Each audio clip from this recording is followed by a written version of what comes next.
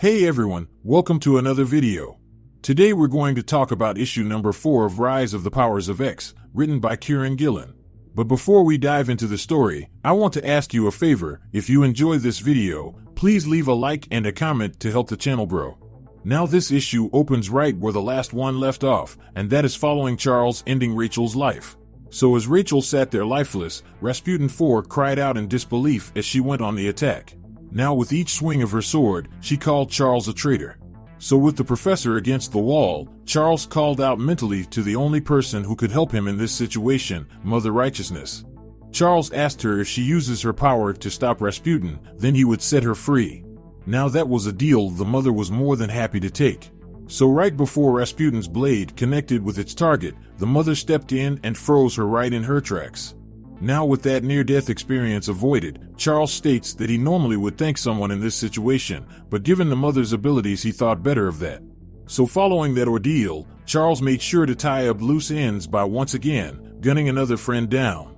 But just because he is going to take her out, doesn't mean he was going to do it like a savage, because right before he pulled the trigger, Charles turned off all her pain receptors. Because due to Rasputin abilities making her super durable, Charles had to fire away several times. So with the deed done, the mother lets out a smile and states that she found a way to dissolve her golem in the white-hot room. And because of that, the mutants no longer have a gun to her head. But that is when Charles responds by saying he was sure that she was planning some kind of betrayal. But unfortunately, she burnt most of her power when she tried to ascend to dominionhood. Now with that comment, the mother assured him that she could still be useful. In which Charles agreed and started to type on a monitor, and within moments the No Place emerged back in reality off the coast of the Pacific Krakoa. So with the base back on the timeline, almost instantly the patrolling Stark Sentinels landed and trained their weapons on them. But in a twist, Charles had already thought this out, because he assumed that Orchis would have a standing order to bring Dr. Stasis' wife in if ever found. So with everything falling in place, on the next page, we see Charles beaten Anti to a chair. And while they are talking, Omega Sentinel informs him that Dr. Stasis is now dead as of issue number 3 of the Fall of the House of X. And because the mother is of no concern to her, she was just about to not show up, but she ended up getting curious. Curious enough to hear what offer Charles had in mind. So with the floor open, Charles tells Omega that he is fully aware that she is moving against her human masters, and if he would have warned the humans, then perhaps they could have done something to stop them. But instead of doing that, he chose to come to the AI himself to broker a deal. So with Omega interest piqued, she asks, what does he suggest? In which he states, the AI was about to crush the mutants before concentrating on the humans. How about instead of doing that, the AI spares the mutants, because all they need is an island with a built-in fence. And as for the humans, the AI can do as they wish. So with the offer on the table, Charles tells Omega, after all, this is the one thing no one has tried. Both AI and mutants versus humanity, the two futures versus the past, for the two future leaders have more in common. So with everything on the table, Omega asked Charles, what would he do in exchange for this understanding? In which Charles responds by saying he is Charles Xavier, he can see the world like no one else. He would make the ultimate Sentinel. So with the Unholy Alliance formed, we jumped over to the Atlantic Krakoan Island in the white-hot room. And when we get there, we see the 5 conducting the resurrection process on Rachel.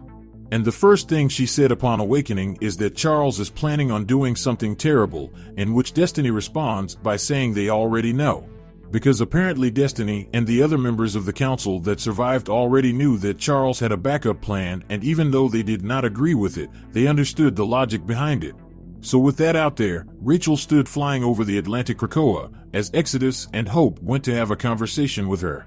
And during this conversation, Hope is basically apologizing by saying she is sorry they didn't tell her, but at this moment, their people need them, so after she kickstarts the Phoenix and kicks Enigma's butt, then Rachel can go back to Earth and take out whatever Orchis members she can find. So with Rachel coming to terms with everything, the 3 descended down to the surface in preparation for their next move. So the question had to be asked, what exactly would Charles be doing for Orchis anyway? And we get that answer on the next page, because basically Nimrod rounded up all the major scientists and had them stand with him as he had Sentinel X, which is Charles, look at all of their minds. Because Omega states that Orchis scientists are useful, but they only want to feed faithful true believers to their model. Because they don't want to corrupt their data assets. So they want Charles to see which scientist holds even the slightest thought of rebellion.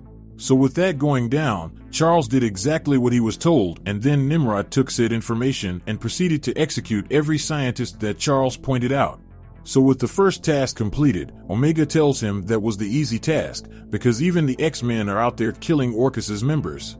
Now since Charles had already provided what he knew about the X-Men's plans, Omega wanted Charles's assistance in planning their strike on key U.S. military bases, as well as his assistance in disrupting the world leaders' unity.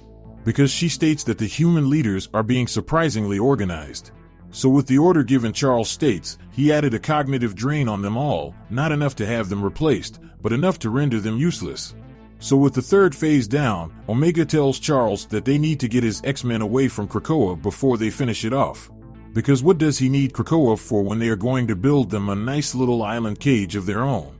So with yet another order given, Charles sat in despair as he assumed he would have hoped that their superiors would have left gloating behind them. But see, Omega Sentinel is from the future, for all Charles's talk of persecution. Omega already knows how the world is going to end, and from what she witnessed, the mutants kill everyone. So with that out there, Charles brings up how genocide is not a side, and the future is as they make it. And at this moment, he is choosing to make a future that includes his people and hers. So he would prefer less grandstanding and more direct and specific orders. So with that explained, we jump over to Moira having a conversation with Enigma. And during their interaction, she tells him that Charles is on the AI side and is currently selling out humanity in exchange for the mutants' lives. Now this was something Enigma was not happy about, because Enigma knew that Charles knew about him and was convinced that he was up to no good, but that is when Moira states that maybe he just wants to join the winning side and bring the mutants along with him, and ultimately become one with the Dominion. So with that thought in her mind, Moira suggested that maybe she could talk to Charles to get a better understanding of his intentions. But see, Enigma didn't want Moira to have any contact with him, for his mistrust of Charles ran deep. So with his decision made clear, the Enigma faded away. So following that, we jump back over to Krakoa in the White-Hot room, and when we get there we see the dead X-Men carrying Jean Grey's body as Rachel led them into a vast empty space. For this would be the space that the Phoenix should arise, so with a kiss upon her forehead, Rachel tells her mother good luck and she would see her soon and walked away. So with everything in place, we jump over to Hope giving a motivational speech. She says back on Earth Krakoa is being hunted down. And now as they speak, Apocalypse is carrying it home. So in order to help, everyone with X training or any form of combat training has been recruited to enter back into the fray. So the mutant fight for the world will have to start with saving Krakoa. So with that out there, Rasputin asked how she is able to communicate with Earth when the mother's puppet is gone, and on top of that, how can they even leave and return back to Earth to begin with? And that is when a voice from the shadows states that he can get the strike team back to Earth, and as for communicating with the island, he still has some of Cypher's X gene within him. And on the next page, we see Sinister standing there, alive and well. And within a blink of an eye, Rasputin rushed her creator, the great deceiver and burner of universes, and took a hold of the nearest sharpest object and was inches from killing him once again. So with that playing out, we jump over to Earth's Krakoa with Apocalypse carrying the injured island on his back with Sentinels in hot pursuit. So as blast rained around him, Apocalypse was not about to give in, he was more than determined to get Krakoa to where he needed to be. Because the fall is over and spring has just begun, and on the next page we see Hope, Rachel, and Jubilee emerging in our world ready to do their best, to help where they can. So, with the forces of Krakoa on the offense, we jump back over to Charles and Omega Sentinel. And during their conversation, Omega informs Charles that his X-Men are attempting to destroy the solar weapon in Sentinel City. She then goes on to ask him if they are successful in accomplishing their mission, does he have an alternative way of dealing with the annihilation of mankind? To which Charles informs her that he does indeed have the nuclear launch codes if need be. So with another weapon available to the Sentinels, we transition over to the mutants just destroying the Sentinels. For Exodus is completely going in on his metallic opponents. So with that going down, we jump over to an Orcus high security cell with Mother Righteousness in prison.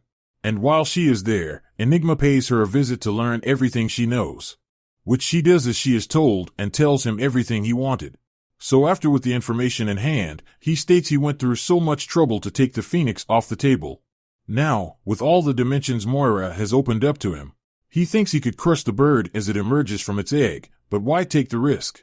So in an attempt to finish the Phoenix off once and for all, Njima gathered all the versions of himself as the flames of all reality surrounded the body of Jean Grey, for the Phoenix has returned. And with that said, this issue comes to an end. But anyway, down in the comment section below, let me know your thoughts about this issue and what predictions you could have moving forward. So with that established, I hope you enjoyed this video, and please don't forget to leave a like and a comment if you want to see more videos like this. Thank you for watching, and I'll see you in the next video.